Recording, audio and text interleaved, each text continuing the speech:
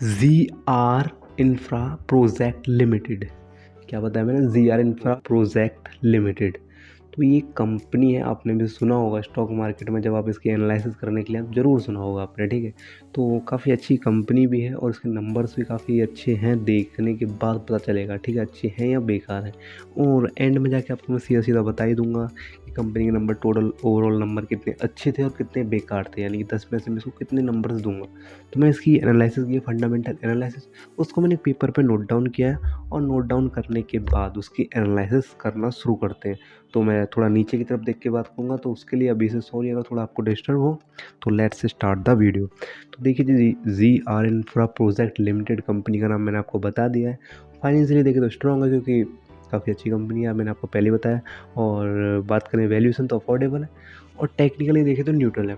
अब बात करेंगे ROE, तो 23.21% ईयर ऑन ईयर बढ़ा है, ठीक है। तो काफ़ी अच्छा है, जो कि 15% भी बढ़ता है तो भी काफ़ी अच्छा माना जाता है, लेकिन इसमें 23.21%, तो भाई बहुत अच्छा है, काफ़ी अच्छा है। और मार्केट कैप की बात करूँ तो 11,970 करोड़ का इसका मार्केट कैप है। अब बात करेंगे PE रेशियो की, तो 10.32 का, यानी कि ये बता रहा है कि जो ये कंपनी है वो अपने वैल्यूएशन के हिसाब से, अपने वैल्यू प्राइस पर जो इसकी वैल्यू है, रियल एक्चुअल वैल्यू है, उसके हिसाब से मिल रही है। जैसे कि इसकी 1237 रुपये इसका प्राइस जो है वो चल रहा है। तो PE रेशियो कम है, तो थोड़ा बहुत यहाँ पर एक पॉजिटिव पॉइंट देखने के लिए मिल जाता है। अब बात करेंगे शेयर होल्डिंग्स की, तो प्रोमोटर्स के पास है 79.74%, और FIs के पास है 0.57%, म्यूचुअल फंड के पास है 15.56%, और पब्लिक के पास है 3.82%, और अदर्स के पास है 0.3%। अब बात करेंगे फाइनेंशियल ईयर, ये तो हमने थोड़ा छोटा मोटा एनालिसिस कर लिया। अब बात करेंगे return of equity financial year के हिसाब से, ठीक है। तो FY21 में -4.8%, FY22 में 27.9% घटा है, और FY23 में 34.2% इसका जो ROE है वो बढ़ा है। अब आगे बात कर लेते हैं ROA की। तो FY21 में 3.6% घटा था, तो FY22 में 24.5% घटा है। अब बात करेंगे FY23 की, तो 48.2% इसका जो ROA था वो बढ़ा है। अब आगे बात करेंगे EPS की। FY21 में 25.3% बढ़ा है, FY22 में 12.6% घटा है, FY23 में 74.8% बढ़ा है। अच्छा है, ठीक है जी। और BVPS की बात करूँ तो FY21 में 31.9% इसका VVPS बढ़ा है। अब FY22 में 20.9%, FY23 में 30.2%, यानी कि तीनों साल लगातार इसका VVPS बढ़ा है।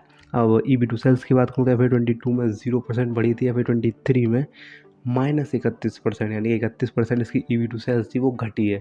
अब आगे बात करेंगे डेप्थ एंड इक्विटी की, तो FY21 में 6.6% बढ़ा था, FY22 में 12% बढ़ा है, FY23 में 16.5% घटा है। अब करंट रेशियो की बात करूँ तो 1.85 का FY21 में था, 2.39 का FY22 में था, FY23 की बात करूँ 2.60 का था, यानी कि बहुत अच्छा, या अच्छा मान सकते हैं, बहुत अच्छा नहीं लेकिन अच्छा तो है। अब बात करेंगे नेट इनकम की, तो FY21 में 25.3% बढ़ी थी, FY22 में 12.9% बढ़ी है, FY23 में 74.8% इसकी जो नेट इनकम है वो बढ़ी है। अब आगे बात करेंगे रेवेन्यू की, तो रेवेन्यू का भी कुछ ऐसा ही है। FY21 में 23% बढ़ा है, FY22 में 7.8% बढ़ा है, FY23 में 12.1% बढ़ा है, अच्छा बढ़ा है, ठीक है। अब ऑपरेटिंग इनकम की बात करें तो भाई FY21 में 20.6% बढ़ा है, FY22 में -6.2%, FY23 में +47.2%। एसेट्स एंड लायबिलिटीज़ देखें तो FY21 में 10,120 करोड़ के एसेट्स थे, और लायबिलिटीज़ थी 6,140 करोड़ की। FY22 की बात करूँ 11,670 करोड़ के एसेट्स थे, और लायबिलिटीज़ थी 6,860 करोड़ की। FY23 की बात करूँ 13,740 करोड़ के एसेट्स थे, और लायबिलिटीज़ थी 7,520 करोड़ की। काफ़ी अच्छा डिफरेंस है, जो कि होना चाहिए। और नेट कैश फ्लो की बात करूँ 393 करोड़ का नेट कैश फ्लो घटा है। तो घटा है, थोड़ा बहुत नेगेटिव इम्पैक्ट दिखता है, लेकिन हाँ, 10 में से मैं इसको नंबर दूंगा 7 नंबर दूंगा, जो कि मैं बहुत ही कम कंपनियों को देता हूँ, लेकिन मैंने इसको दिया है 10 में से 7 नंबर दिए हैं। अब तक जितनी भी कंपनी मैंने एनालिसिस की उसके हिसाब से मैंने इसको 7 नंबर दिए हैं। तो मेरे को तो कंपनी अच्छी लगी, आप अपने फाइनेंशियल एडवाइजर से सलाह ले सकते हैं। बाकी आपकी मर्जी है। तो मिलते हैं अगली वीडियो में, और नए से सब्सक्राइब कर दीजिए। बाकी आपसे कह सकता हूँ मैं, और इन नंबर्स की थोड़ी ढंग से एनालिसिस कर लिया करो, जिससे कि आप किसी भी कंपनी में मिनिमम से मिनिमम लॉस करो, प्रॉफिट की चांसेस थोड़े ज़्यादा रहें।